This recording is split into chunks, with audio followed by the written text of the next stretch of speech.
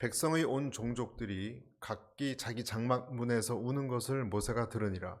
이러므로 여호와의 진노가 심히 크고 모세도 기뻐하지 아니하며 모세가 여호와께 여짜오되 어찌하여 주께서 종을 괴롭게 하시나이까?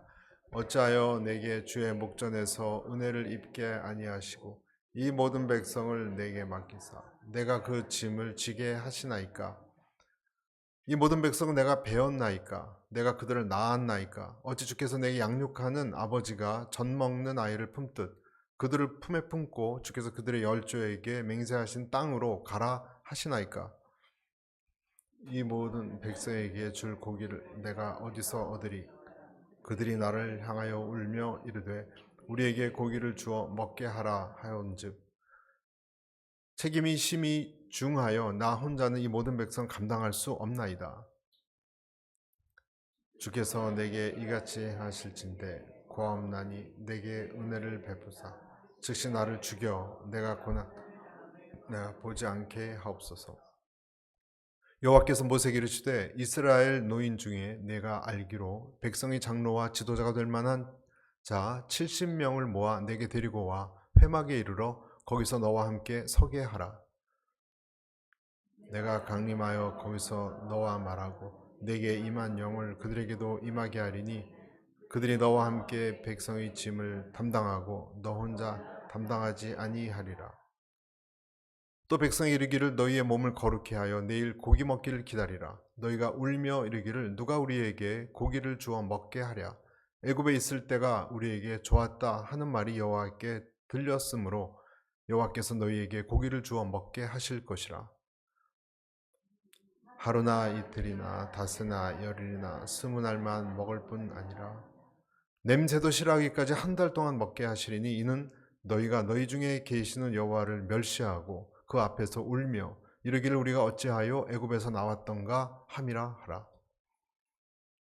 모세가 이르되 나와 있는 이 백성의 보행자가 60만 명이온데 주의 말씀이 한 달 동안 고기를 주어 먹게 하겠다 하시오니 그들을 위하여 양떼와 소떼를 잡은 적 조카오며 바다의 모든 고기를 모은들 조카오리이까. 여호와께서 모세에게 이르시되 여호와의 손이 짧으냐 내가 이제 내 말이 네게 응하는 여부를 보리라. 아멘. 오늘 어떤 내용인지 여러분 감을 잡으셨겠지만 오늘 제목을 그래서 짐이 무거웠던 모세 이렇게 정했습니다. 짐이 무거웠던 모세. 그 광야에서 울고 있는 백성들의 그 소리가 여호와 하나님의 귀까지 들려왔습니다. 왜 그 애굽에서 나와서 걸어가는 백성들이 이렇게 그 울며 불며 그랬을까? 삶이 고달퍼서 그래요. 고달퍼서 먹는 것도 고작 만나 정도인데 거기에 불만을 가지고 있었던 것 같아요. 그래서 지금 이렇게 찡얼거리고 이런 것이 하나님 앞에 들렸다. 여기에 좀 우리가 오늘 생각해 봤으면 좋겠습니다. 저도 지금 감기 몸살이 와서 진짜 나가기 싫었는데 오늘 네, 불만하면 안 되겠다 생각을 말씀 보면서 했습니다. 묵상하면서. 그리고 이 모세는 중간에 낀 입장이 되어서 참 괴로웠습니다. 이 백성이 모세 입장에서는요 감당하기가 굉장히 힘든 짐같이 느껴진 거예요. 오늘 여기 이렇게 나왔잖아요. 내가 아기를 베듯이 벤 것도 아니고 낳은 것도 아니고 양육을 책임진 아버지도 아닌데 또 거기다가 백성들이 고기를 달라고 저렇게 불평하고 요구하고 힘들게 하니까 어디서 고기를 구해 오냐는 거예요. 자기에게 무슨 능력이 있느냐고. 그리고 이 백성들로부터 불평 소리 듣는데 이제 지쳤다고 압박감을 느껴서 자기를 그냥 죽여달라고 하나님 앞에 이런 심한 말을까지 합니다. 이것이 은혜를 베풀어 나한테 주시는 거라고 하나님한테. 한때는 승리의 소리를 그렇게 외쳤던 모세가 이렇게 변했어요. 여러분 사람 마음이 1시간 전, 1시간 후가 달라지는 거 아시죠? 그 대단한 모세도 인간이에요. 인간.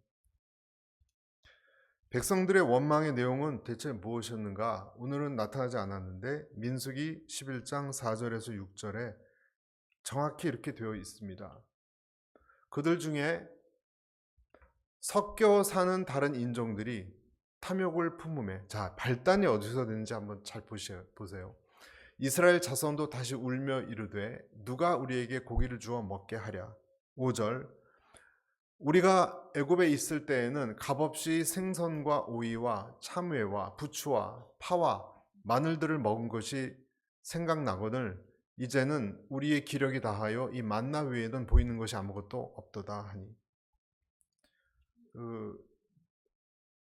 네, 여기까지 일단 잠깐 보겠습니다.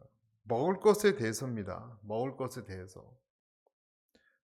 대해서 하나님이 주셨죠. 뭐였죠, 여러분? 만나인데 하나님 주신 것에 대해서 신물이 났다는 거예요. 하늘에서 내린 그 천사가 내려준 음식인데 거기에 물렸다는 거예요. 정말 그런지 그 만나가 어떤 음식인지에 대한 기록이 민수기 11장 7절에서 9절에 이렇게 또 되어 있습니다. 만나는 갓씨와 같고 모양은 진주와 같은 것이라. 백성이 두루 다니며 그것을 거두어 맷돌에 갈기도 하며 절구에 찢기도 하며 가마에 삶기도 하여 과자를 만들었으니 그 맛이 기름 섞은 과자 맛 같았더라. 밤에 이슬이 진영에 내릴 때에 만나도 함께 내렸더라. 음식으로 또 좋았고 보기에도 즐거웠던 것이 이 마치 모양이 동양의 진주 같은 그것이 여러분 만나라는 것입니다. 물론 건강에도 하나님이 주신 건데요. 영양소도 풍부한 그런 음식이었습니다. 말라 빠진 빵 같은 것이 아니에요, 여러분. 만나는 신선한 기름 같았다 이렇게 되어 있기 때문에 지혜서라는 것이 있는데요. 지혜서, 개신교가 보는 것은 아니지만 지혜서라고 하는 그 구교 카톨릭에서는 그것을 쓰는 그 책인데 거기에 참고로 16장 20절에 이렇게 만나에 대해서 나오는데요. 모든 사람 각자의 입맛에 맞았다. 그리고 자기들이 원하는 맛이 났다. 그렇게 되어 있습니다. 맛이 괜찮았다. 좋았다. 이 만나를 가지고 사람들이 각자 자기 테이스트에 맞게 요리를 한다면 정말 다양한 음식이 될 수도 있는 그런 재료요 음식 자체였습니다. 여러분 이 만나를 돈 주고 샀습니까? 한번 생각을 해보자고요. 이 만나를 이스라엘이 돈 주고 산 것도 아니에요. 애쓴 것도 아니에요. 애굽에서 자신들이 얼마나 혹독하게 착취당하면서 그 노역에 시달리고 했던 것을 생각해 보면 지금은 그런 것까지 다 잊어버린 것 같아요. 만나는 그냥 주신 건데, 그렇죠? 자기들이 애굽에서는 고기를 마음껏 먹었다고 불평을 하고 있는 것입니다. 근데 무엇보다 중요한 것은 여러분 이 만나가 누구에게 주어졌죠? 하나님의 선택받은 백성들에게만 주어졌어요. 그들이 일해서 준 것도 아니고 그러니까 이스라엘에게 특별하게 주어진 음식이 만나 하나님의 능력 그리고 하나님의 사랑에서 나온 거예요. 그렇죠? 매일 아침 또 프레시하게 냉장고도 없었잖아요, 여러분. 매일 아침에 내리게 공급해 주신 것도 하나님의 사랑의 증거입니다. 그 자체가. 이 만나를 먹고 사는 동안만은 우리에게 아담 이후에 죄 때문에 저주를 주셨잖아요. 내 얼굴에 땀을 흘려야 먹고 살리라. 여기서 면제가 됐어요. 그 저주에서 면제된 것처럼 살았기 때문에 감사해야 되는데 이스라엘은 어떻게 했습니까? 돼지들에게 정말 줘야 마땅한 음식처럼 폄하하고 또 우리를 고생시킨다. 그렇게 얘기했습니다. 우리 기력이 다해서 고생했다. 우리 기력이 다해서 고생했다. 아까 저 11장 민수기 4절에서 6절 한번 다시 보여주실래요? 이렇게 되어 있죠. 그들 중에 섞여 사는 다른 인종들이 탐욕을 품음에, 그 다음 6절 그 뒤에 또 보여주세요. 네. 이 만나 기력이 다하여, 셋째 줄에 이 만나 외에는 보이는 것이 아무것도 없도다. 그러니까 이 만나 힘이 다 빠졌고 이 만나 말고는 아무것도 보이지도 않는다. 그런 표현을 하는 것입니다. 그리고 누가 우리에게 고기를 줄까? 하나님에게 대해서 마치 공급을 안 해줄 나쁜 하나님처럼 생각해서 불평하고 있죠. 하나님이 그런 것을 못하실 하나님인 것처럼 이야기하고 있는데 하나님 다 듣고 계셨어요, 여러분. 하나님께서.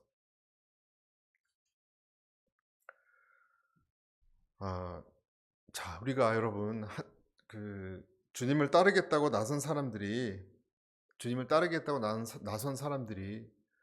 하나님이 공급하시고 이루시는 것에 대해서 실증을 내기 시작할 때가 제일 무서운 겁니다, 여러분. 다시 말씀드릴게요. 주님을 따르겠다고 나선 사람들이 하나님의 공급하심에 대해서 실증을 내기 시작할 때가 제일 무서운 시간입니다. 그때가. 하나님이 사랑으로 특별히 지금 저와 여러분을 이끌고 계시는데 거기에 불평이 나오기 시작한다면 이것은 외부의 적에 대한 것도 아니에요. 그렇죠? 하나님이 하신 것에 대해서예요. 이것은 첫째, 과거에 내가 어떻게 시달려 왔는지, 내가 세상 속에서, 여러분 우리가 세상 속에서 다 힘들게 하나님 믿었잖아요. 그것이 어떤 건지를 다 잊어버린 것이고, 노예와 정말 타락한 그 비극적이고 고역의 세월들을 까맣게, 그러니까 인간이 참 희한해요. 그것은 다 잊어버리고 거기서 괜찮았던 것만 그냥 확대가 돼가지고 지금 상황하고 비교해서 불평을 하고 있다는 거예요, 여러분. 불평을 하고 있다는 거예요. 하나님이 베풀어 주신 것은 전혀 마음에 들어오지 않고 세상 것이 좋아 보이는 겁니다, 여러분. 하나님을 따라가고 있는데 우리도 여러분 그럴 때 있지 않습니까? 세상 것이 좋아 보여서 거기에 자꾸 내 마음이 팔리고 있는 것입니다. 세상의 문학책, 세상의 어떤 그런 것이 훨씬, 사실은 거기에는 아무것도 없는데 여러분, 거기에 뭐가 있습니까? 다 우울한 것밖에 없습니다, 여러분. 아쉽고. 성경은 먼지가 쌓이고 세상의 그런 것에 자꾸 우리는 눈독을 들이고 그런 경우가 많습니다. 오락을 찾아가고 즐거워하고, 사실 그곳에는 아무것도 없는데 여러분, 애굽으로 돌아가면 뭐가 나오겠습니까? 다시 노예 생활인데 뭐가 있습니까? 그런데도 이 사람들은 만나 외에는 보이는 것이 없다라고 얘기하고 있어요. 만나 외에는. 그리고 이것이 어디서 시작됐죠? 처음에 아까 제가 말씀드렸죠. 4절에 나왔죠. 섞여 사는 다른 인종들이 탐욕을 품음에. 그러니까 이스라엘이 아닌 사람들이 이런 불만을 가지고 들어와서 퍼뜨리기 시작하니까 거기에 오염이 된 거예요. 그래서 이게 전체에 퍼져서 이렇게 불평하는 마음들이 되었다는 것입니다. 또 한 가지는 모세예요. 모세를 보면 모세는 어떤 사람이었냐면 지극히 온유하고 하나님 앞에 충성된 사람이었지만 오늘 자기가 당하는 이 상황을 보고 모세가 마음이 편하지 않았어요. 그래서 아까도 나왔듯이 자기 생활에 지금 어려움이 닥쳤다고 삶에 하나님 앞에서 감히 죽기를 소원했습니다.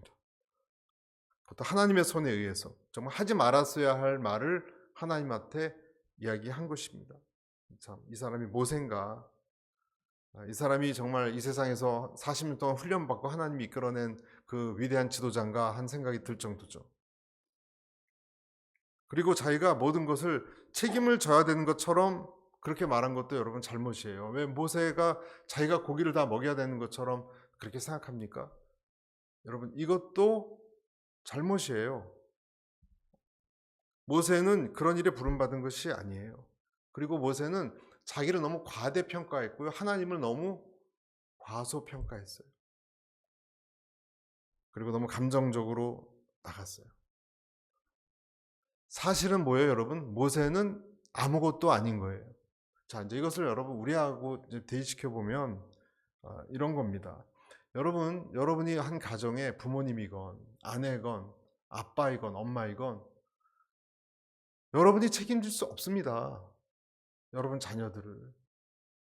그래서 우리는 이 가정을, 여러분이 가장이면 내가 어떻게 우리 가족을 먹여 살리고, 내가 그것을 열심은 하겠지만 그 결과는 하나님이 내시는 거기 때문에 내가 하나님 앞에서 그런 이야기를 불평을 할 그런 자격이 못 돼요, 여러분. 우리는 그것을 다 할 수 있는 사람들이 아니거든요. 우리는 내 자신을 너무 과대평가하는 것이고 하나님을 너무 과소평가하는 것입니다. 모세와 같이. 그런데 우리가 또 한편 생각을 해보면,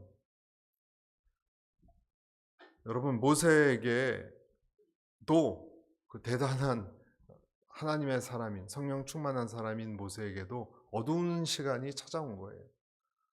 여러분, 하나님에게 충만한 사람에게도요, 어두운 시간이 찾아옵니다.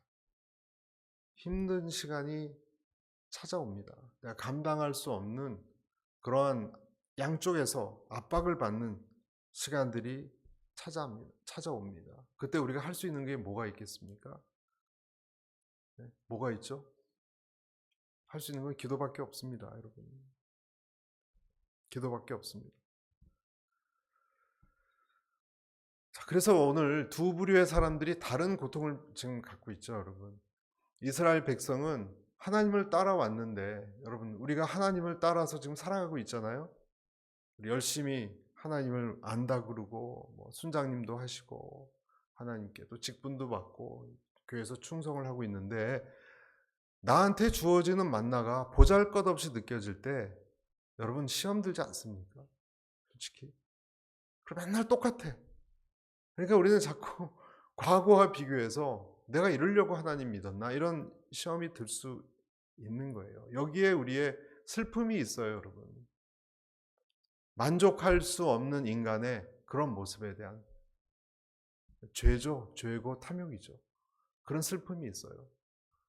그런데 또 한 가지 슬픔은 뭐냐면, 모세 같은 영적 지도자라면요, 여러분, 영적으로 민감한 사람은 어떤 특징이 있냐면 더 슬픕니다. 여러분, 영적으로 민감해진다는 것은 하나님 없이 이 세상이 사실 알고 보면 고통이 많다라는 것을 발견하는 사람이에요. 더 영적으로 민감하기 때문에 여러분 더 많이 느껴요. 세상에 어려움이 있다는 것, 이것을 더 잘, 죄가 있다는 것, 이걸 더 잘 기억하는 사람들이 사실 모세와 같은 사람들입니다. 그래서 시달립니다, 여러분. 모세와 같이 영적인 책임을 지니고 있는 분이 여러분 중에 계시다면 그 사람은 다른 사람에 비해서 정말 눈물 흘릴 만한 일들이 많다는 것 인정하셔야 돼요. 그건 인정해야 돼요. 다 행복하고 기쁘다? 그렇지 않잖아요, 오늘 보면. 눈물을 흘려야 될, 우리가 깊이 살펴보면, 인생이라는 것을 여러분 깊이 살펴보면 살펴볼수록 그럴 만한 일이 많다는 것. 제가 최근에 어떤 분 병원 신방을 가고 있는데 우리 교인이 아닌 어떤 분이 도움을 청해서 프로비던스 가거든요. 참 나이는 저랑 같은데 왜 이렇게 인생이 힘들게 살아오셨고 참 고달프게 살아오셨는지, 또 질병은 왜 이렇게 중한지 참 마음이 참 우울해요, 여러분. 우울해요. 물론 하나님이 다 하나님의 뜻대로 하는 거지만 인생이라는 것 자체가 여러분 그렇지 않습니까? 열심히 건강관리해도 질병이라는 게 오잖아요. 그리고 내가 사랑하는 사람이 먼저 질병 걸릴 수도 있잖아요. 그걸 지켜보는 것 얼마나 힘듭니까? 견디는 것 얼마나 힘듭니까? 하나님을 믿는데도 영적으로 민감한 사람에게는 인생이 그런 일들을 우리가 그냥 지나칠 수가 없는 거예요. 다 무조건 다 기뻐해라, 그렇게만 할 수 없는 슬픔의 요소들이 들어있다는 것, 여러분 그것을 인정해야 된다는 거예요. 그리스도인이라도. 여러분, 그리스도인이라고 항상 할렐루야, 충만합니다, 기쁩니다, 감사합니다, 그렇게만은 늘 될 수, 노력을 할 뿐이지 그렇게 어려운 면이 많이 있고 시달리는 겁니다. 내가 내적인 성찰을 해도 내가 하나님께 나아가려다 또 실패하고 하면 내 자신이 또 한심하잖아요. 그런 것에 대해서 또 나름대로 내 자신에 대해서 실망하고,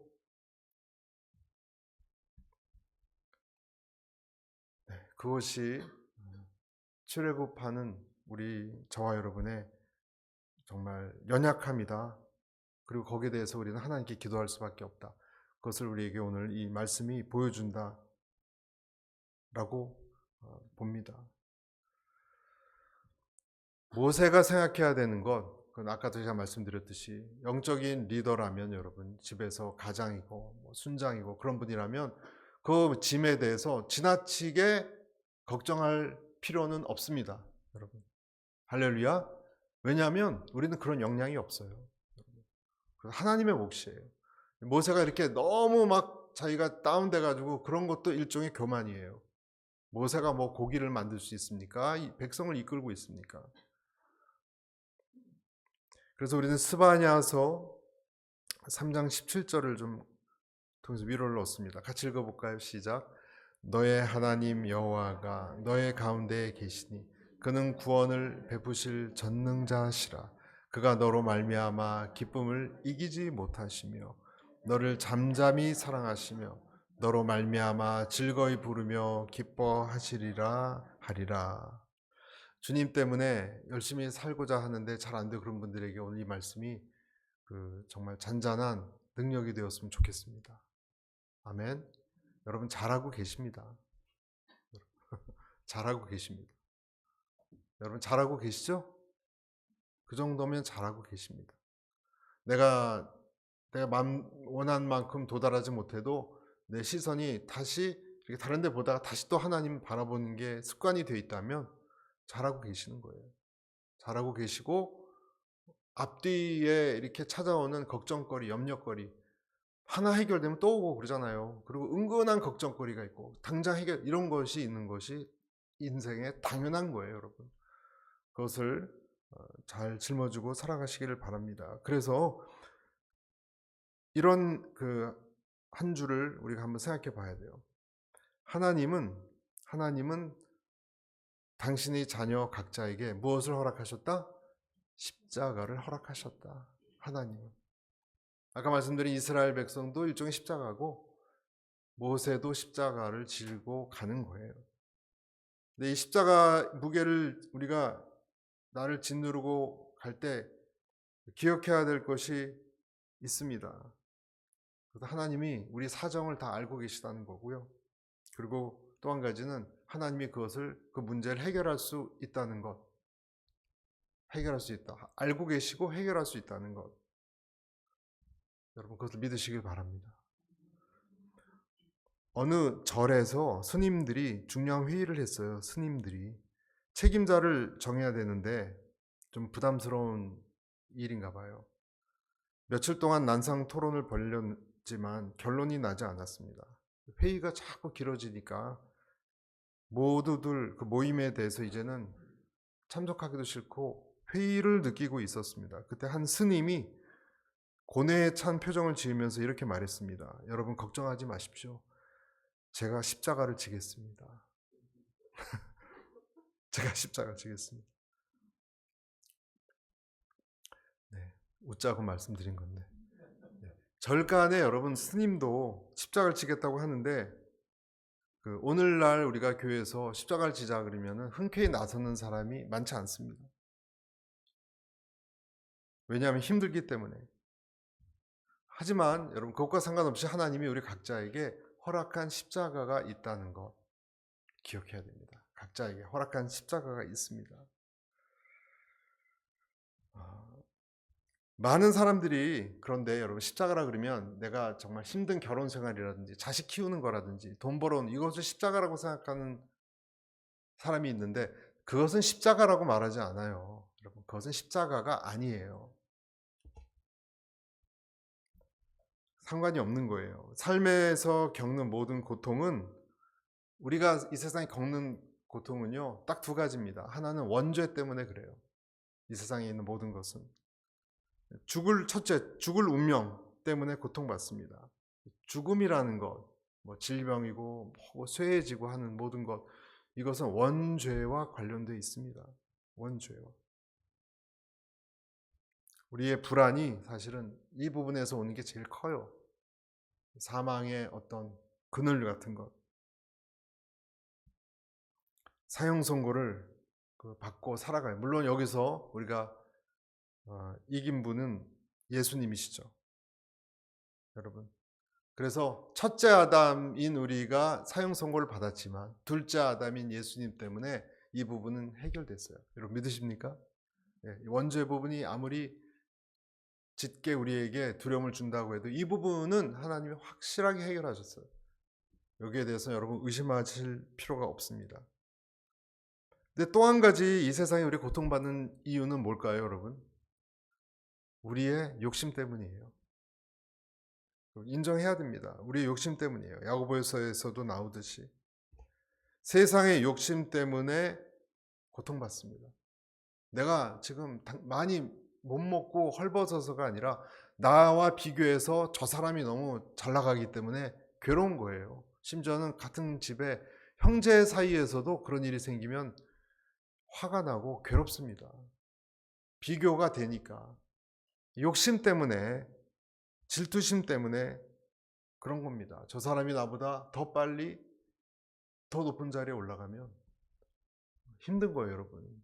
조직 생활을 하는데 후배가 여러분을 앞질러서 승진해봐요. 참 참기 힘들어요, 여러분. 참기 힘들어요. 그런 데서 고통을 받습니다. 그것이 인간입니다. 근데 우리가 그런 걸 흔히 내가 십자가를 진다 그러는데 그런 건 십자가가 아니고요. 십자가는 그런 것과 거리가 멉니다. 십자가는 좀 심오한 의미예요, 여러분.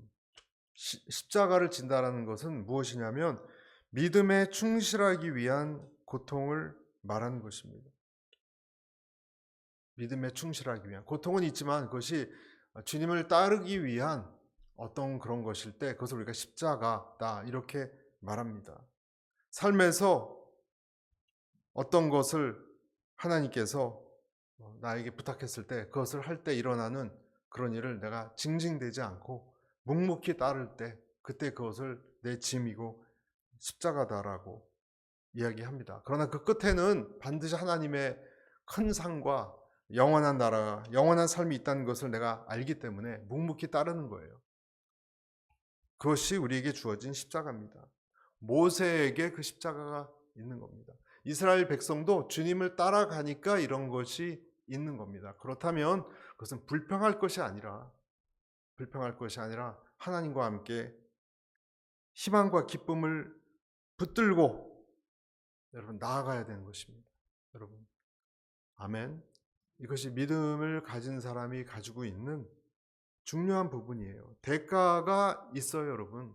대가가 따른다는 것, 구원을 얻었지만 그 구원받은 사람에게 아까 말씀드렸잖아요. 영적으로 민감한 사람이 느끼는 그런 것이 있다고. 그것을 감수하면서 용납하면서 인정하면서 나아가는 것, 대가가 있다는 것. 부자 청년 얘기하시잖아요, 여러분. 부자 청년이 와서 다 따르겠다 예수님이 대가에 대해서 얘기하니까 슬픈 얼굴로 뛰고 돌아갔잖아요. 대가가 있다라는 것. 그러니까 슬픈 그런 사람은 대가 지불을 하지 않으려고 할 때는 슬픈 얼굴을 띌 수밖에 없는 것입니다. 그런데 여러분 거꾸로 생각해 봐요, 여러분. 내가 하나님을 위해서 하나님을 믿는 사람들인데 십자가를 지지 않으려고 할 때 모세가 또는 이스라엘 백성이 십자가를 지고 주님을 따르지 않으려고 할 때는 그러면 행복해질까?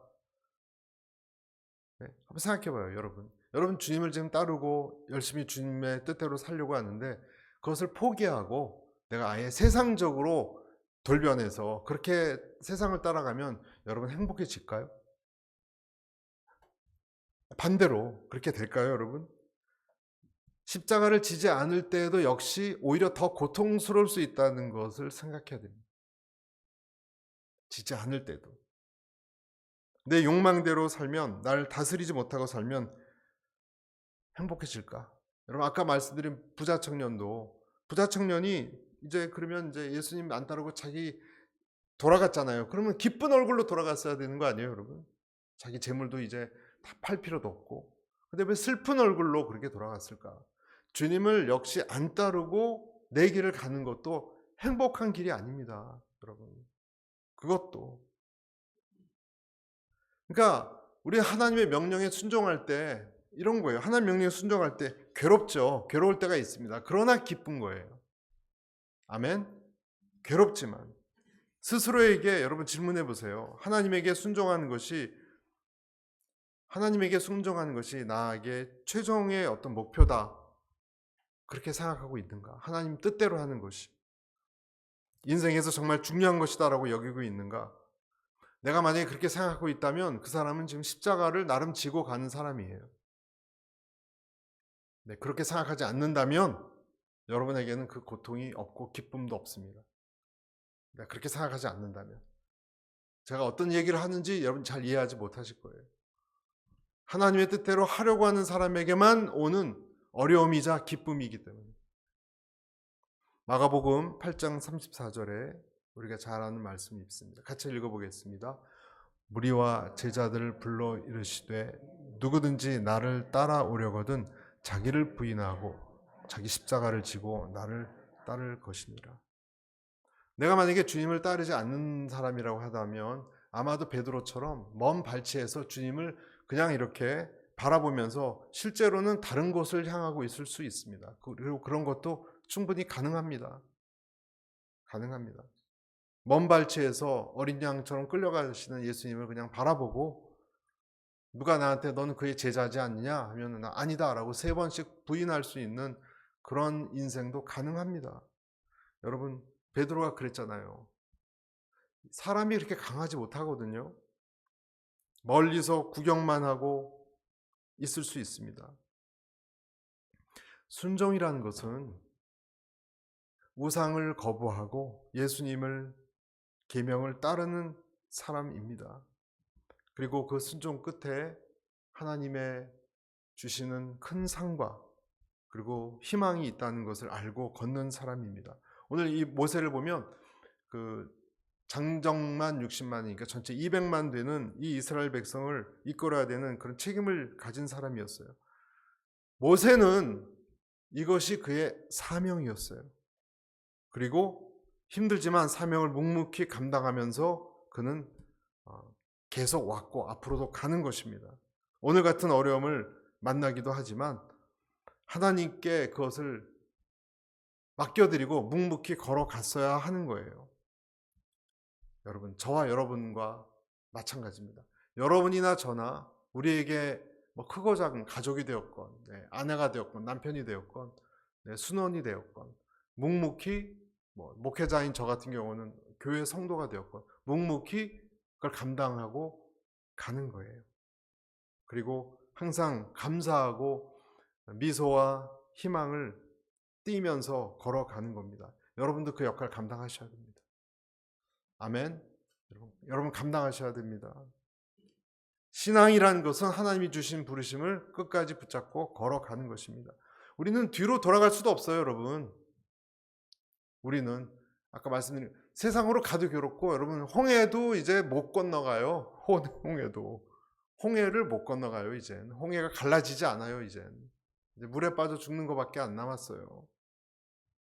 계속 앞으로밖에 못 가요. 이 세상에서 여러분 화려한 꽃잎으로 살아가려고 하지 마시고 오늘 말씀이 얘기하신 대로 열매 맺는 인생 한 알의 미랄로 여러분 살아갈 수 있게 되기를 축복합니다. 그것이 성도의 삶이고 사명을 가진 사람의 삶이에요. 여러분, 이 헛된 세상에 우리가 너무 기웃거릴 시간이 없습니다. 이 세상에 무엇이 있습니까? 그 길에 기쁨이 없습니다. 우리 이 시대 현대 심리학에서는 전부 다 잊어버리고 너 자신의 가치를 너 자신을 위해서 투자하고 헌신하라고 얘기하는데 너 자신을 구하라고 얘기합니다. 이것이 세상이 말하는 거예요. 그러나 성경은 정반대를 얘기합니다. 정반대로 십자가를 지고 너의 길을 가라고 하지 않습니다. 세상은 정반대를 얘기하니까 우리 같은 사람을 바보라 그러죠. 자기 행복을 쫓아가고 자기 기쁨을 찾아 나서라라고 얘기합니다. 그러나 성경은 내가 주님을 기뻐하는 것이 너의 힘이라고 말씀하고 있습니다. 이것이 복음의 핵심이고 이것이 리더의 저와 여러분의 모습입니다. 여기에 대해서 그래서 하나님이 오늘 이 모세가 얘기하는 하나님의 응답이 무엇이었는지 16절 한번 보실까요? 16절에서 17절 보여주세요. 16절에 이렇게 되어 있습니다.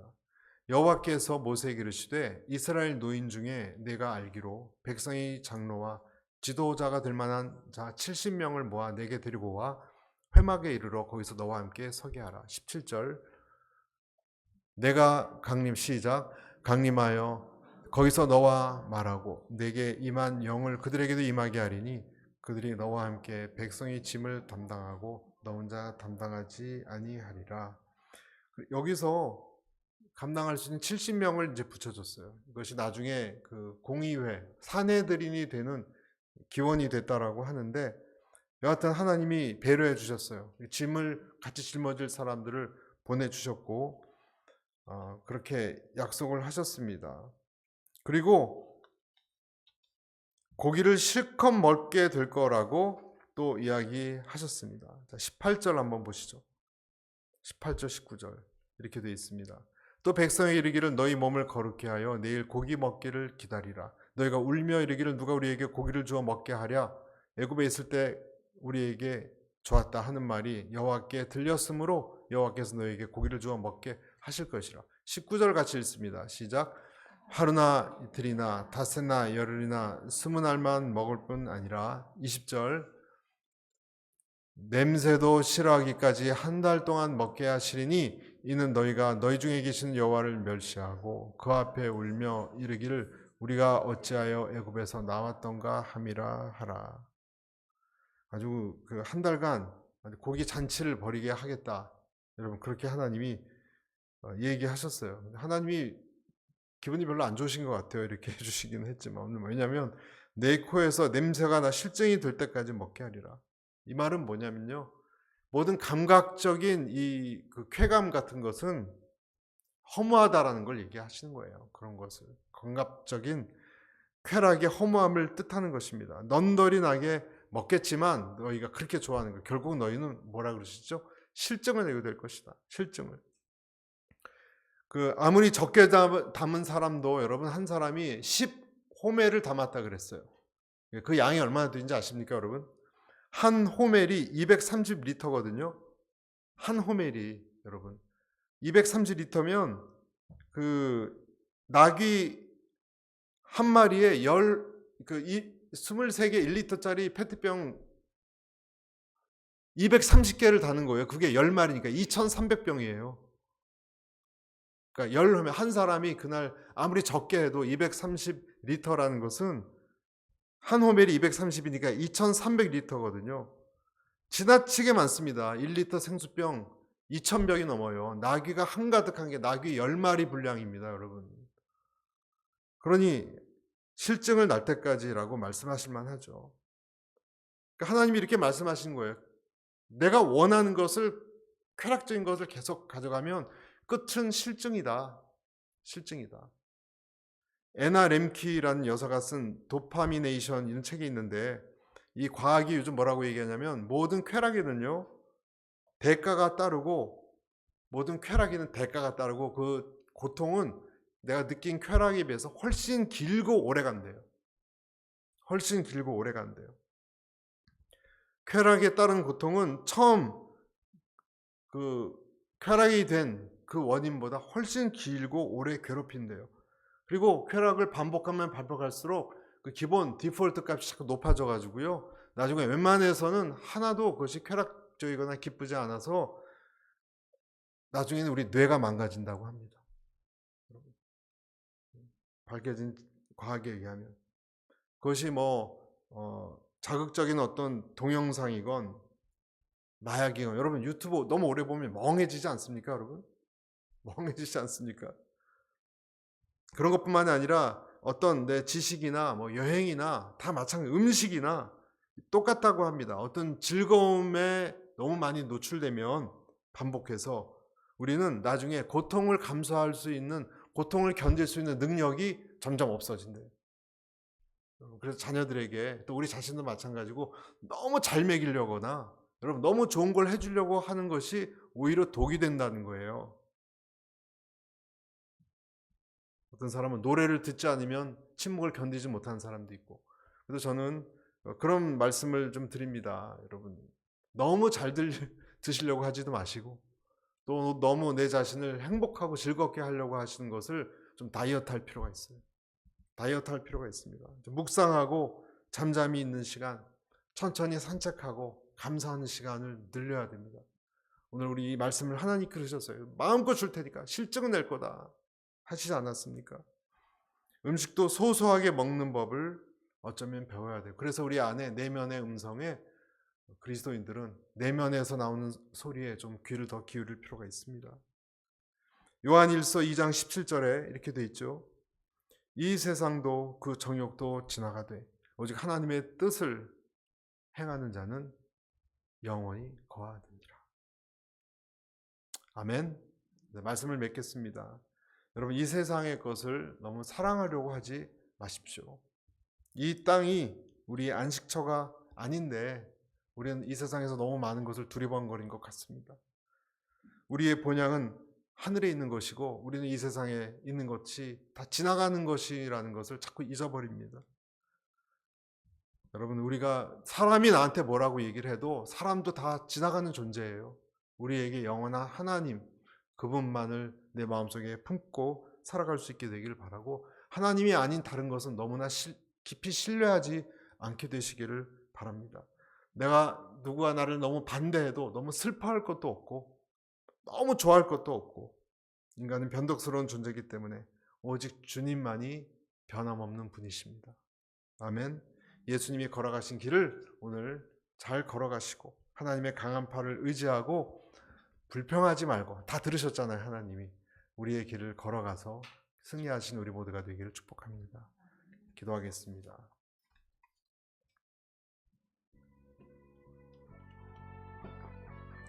우리 같이 한번 이 시간에 그렇게 기도했으면 좋겠습니다. 기도하겠습니다.